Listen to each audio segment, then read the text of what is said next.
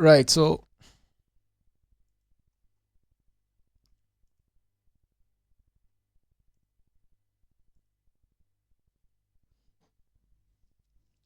okay, so I'm sharing my screen. So are you able to get me and are you able to see the screen? Yes. Bien. So we'll continue. So we want to talk about la somme de deux sous-espaces vectoriels. Now this is the easiest part. This is the easiest part because we are done with it. I mean that we still have theorems, but then again I'll just sort of like emphasize on what you're supposed to remember, because the goal is not to know how to prove these theorems, it's to know how to remember these theorems such that you can use them when you're given an exercise. So as you do more exercises and more as you practice more, you'll be able to understand these theorems a little later. But so I'll just emphasize on what you're supposed to remember. So we have la somme de deux sous-espaces vectoriels. So the definition is very simple. So here we are saying soit F1 et F2, deux sous-espaces vectoriels de E. On appelle somme des sous-espaces vectoriels F1 et F2 l'ensemble noté F1 plus F2 défini par F1 plus F2 is equal to x1 plus x2, where x is coming from F1 and x2 is coming from F2. C'est simple. So what they are saying here is we have the parent space. The parent espace vectoriel here is E. Okay, that is our parent space. Okay, and then we also have subspaces. We have two subspaces of E. That is F1 and F2. So here we define a new set.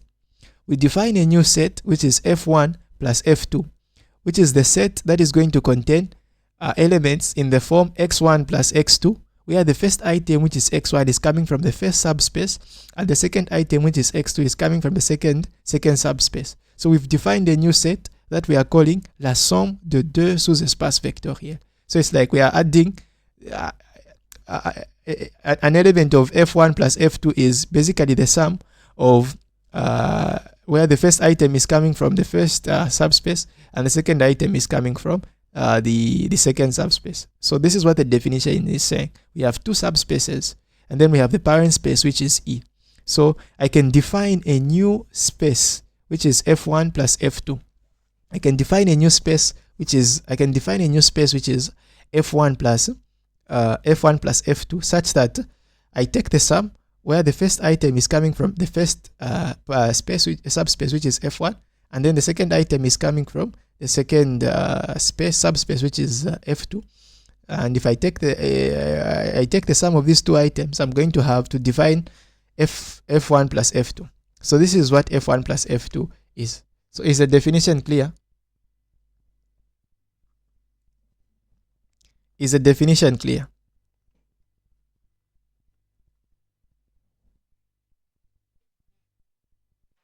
Can we just repeat again? So we have two subspaces. We have f1 and then we have E2.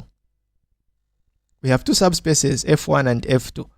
And then E is the parent space. We have two subspaces, f1 and f2. And then here E is the parent space. So here we are saying we are defining a new set. We are defining a new set that we are calling f1 plus f2. Now this set is written in set builder notation. They've defined what this set is, what this set has. Remember that every member of this set f1 plus f2 is of the form x1 plus x2, such that x1 is coming from the first subspace and then f2 is coming from the second subspace. So if I have another element y, if y is an element of this set f1, if y is an element of f1 plus f2, then this means that y is written in the form x1 plus x2, where this first item is coming from the first subspace, which is f1. The first subspace in this case is f1. Then this second item is coming from f2, which is the second subspace. So this is what we have here. So if I say z is a member of f1 plus f2, so it means z is going to be written in the form x prime plus y prime, for example, where this x prime is coming from f1, and then where this y prime is coming from f2. If I say w is coming from f1 plus f2, then I'm saying that w is going to be written in the form x prime prime plus, maybe let's say y prime prime, such that x prime prime is an element of f1. So the first item is coming from f1, and then y prime prime is coming from f2. So this is what they are saying here. So such the set that is going to contain elements in this form, w, z, and y, like so, is going to be this set f1 plus f2. This is what they are saying. So it's like we are defining a new entity. We are defining a new set. You understand?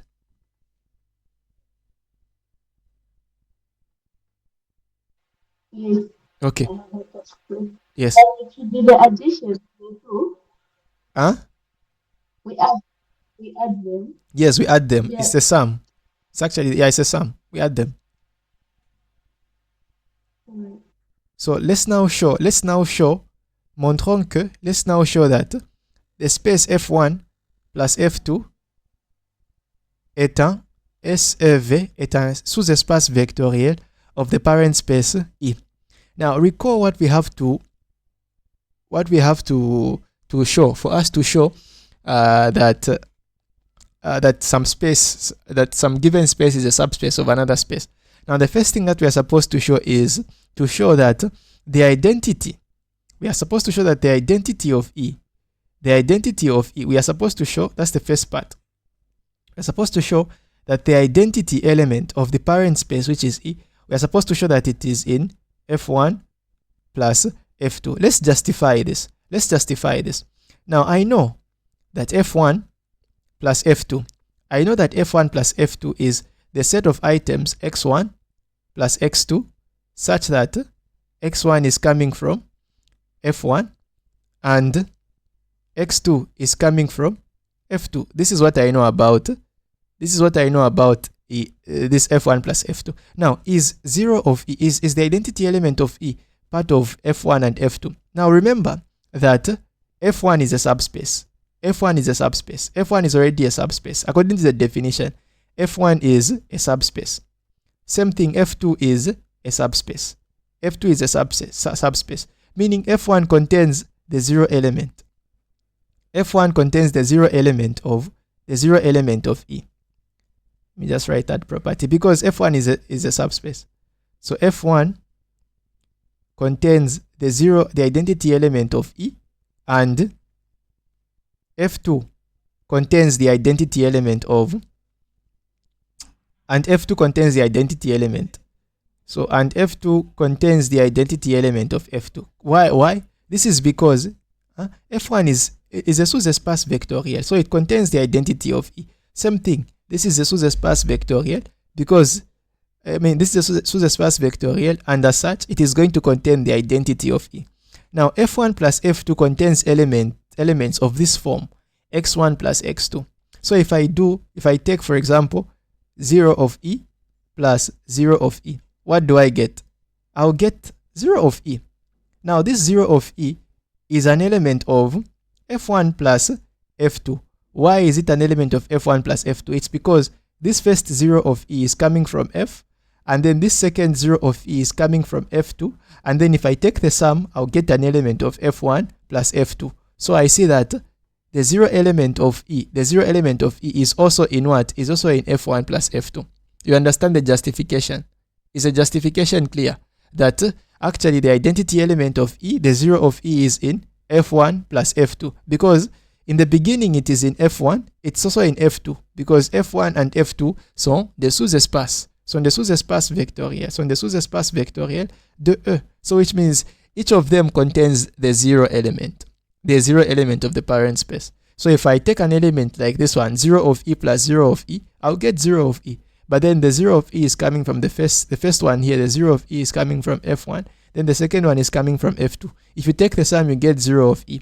Now any element that is a sum, any element that is going to be the sum of an element of f1 and an element of f2 is going to be an element of f1 plus f2. That is why here this second one is an element of f1 plus f2. You understand the justification? So actually f1 plus f2, the set f1 plus f2 contains the identity of E. So it is non-empty. Is it clear?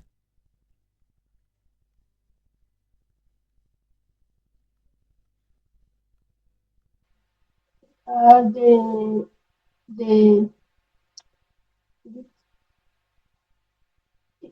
zero, the eight, it's the identity Yes, element. yeah, it's the identity element. Yes, the zero, this is the identity element of the parent space. If E is equal to, if E, for example, is equal to the space R3, then we're talking about the zero vector. You understand? Mm-hmm. Yeah. So the second property is what? What is the second property about? The second property is stability by addition. Stability by addition. So stability by addition. So what is our goal? What are we supposed to show here? Our goal is to show that if I take an element x, if I take an element x from f1 plus f2, like so, if I take an element x from f1 plus f2 and another element y from f1 plus f2, then the sum which is then the sum of the two vectors x plus y, the sum of the two vectors which is x plus y, the sum which is x plus y has to be in what? The sum x plus y has to be in what? f1 plus f2. This is closure under addition or stability by addition. This is what we are supposed to show. This is our goal. So let's first of all take an element x from f1 plus f2. So SWA x, an element of f1 plus f2. Now this is equivalent to saying that x is actually equal to x is going to be equal to u plus v, where u is going to be an element of f1 and v is going to be an element of f2. This is what it means for x to be in f1 plus f2. This is by definition of the same set, the same thing, la somme de sous-espace vectoriel. This is by definition. Okay. Let's take two elements. Let's take y from f1 plus f2. So this is equivalent to saying that y is going to be written in the form u prime plus v prime. So again, where u prime is going to come from f1 and v prime is going to come from f2, like so. So this is what we have. Now let's look at the sum. Is the sum, according to the objective, is the sum x plus y in f1 plus f2? Well, let's see. So what is x plus y? Well, x plus y is u plus v and then plus u prime plus v prime.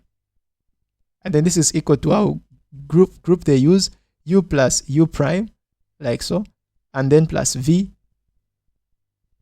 plus v prime. Now if you look at this, u is an element of f1, right? Even u1 is an element of f1. This implies that u1 plus u prime is also an element of f1. This is also an element of f2. Why is this an element? What are we performing here? We are performing addition.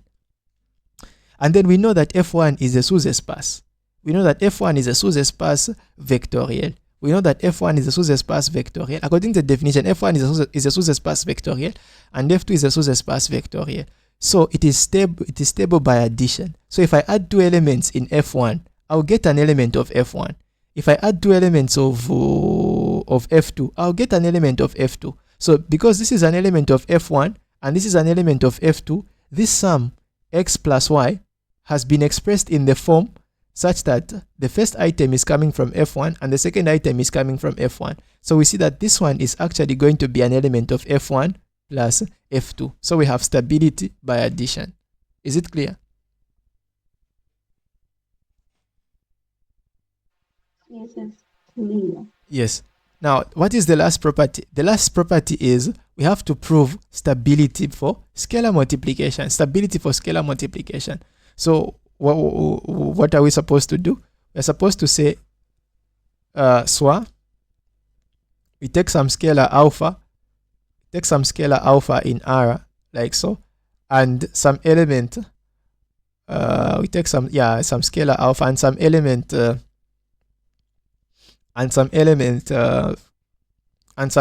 x that is in F1 plus F2. This is what we are supposed to do. Okay. Now x is in F1 plus F2. I mean, the goal is to do what? The goal is to show that alpha multiplied by x. The goal is to show that alpha multiplied by x is an element of what? F1 plus F2. That is what we are supposed to show. The goal is to show that alpha x is an element of F1 plus F2. So how do we do that? Let's calculate alpha plus x. Now, let's first of all start here. Now, I know, on sait que x is an element of F1 plus F2. So if x is an element of F1 plus F2, this is going to imply that x is actually going to be equal to some u plus v, where u is coming from F1 and then v is coming from F2. So this is what we have, u plus v. Okay. So this is what we have. So we have u plus v, like so. So x is going to be equal to u plus v. So what is alpha multiplied by x? So alpha multiplied by x is alpha u plus alpha v. Oh, look, u is an element of what? U is an element of F1. V is an element of F2. Now F1, this is an element of F1. Why is this an element of F1? F1 is a sous-espace vectoriel, so it is stable by scalar multiplication. So if I multiply a scalar by some item that is in F1, then the result is going to still be in F1, because F1 is a sous-espace vectoriel, and so it is stable by addition. It is stable. I mean, it is stable by scalar multiplication. Same thing.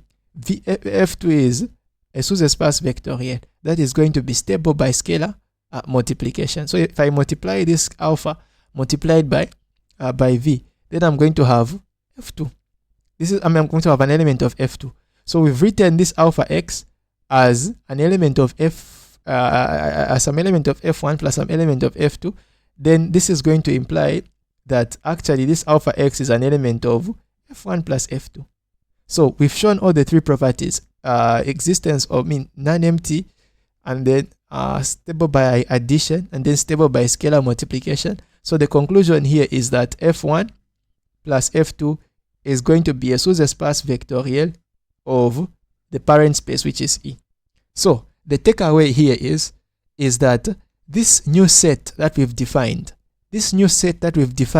by adding F1 plus F2, which are both les sous-espaces vectoriels, is also this new set that we've defined is also a sous-espace vectoriel of the parent space E. So this is very good actually. So we've defined a new, we were able to define a new structure, and then we've shown that this structure is also an sous-espace vectoriel of the parent space, which is E in this particular case. You understand? Is it clear?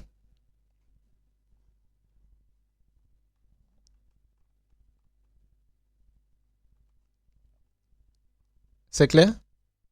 Je passe?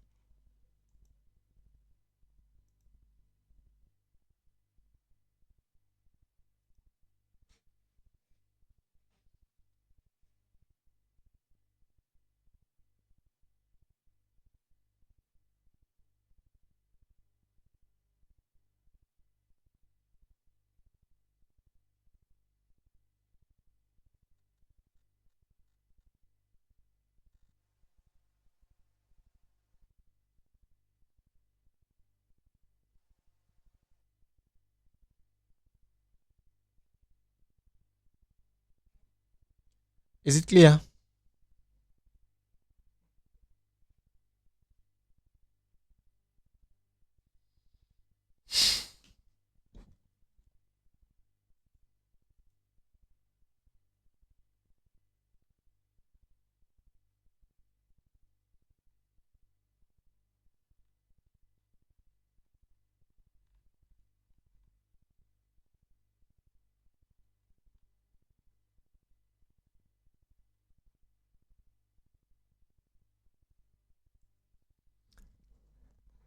Okay. So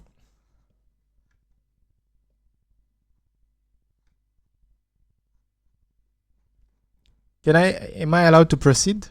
Can we make progress?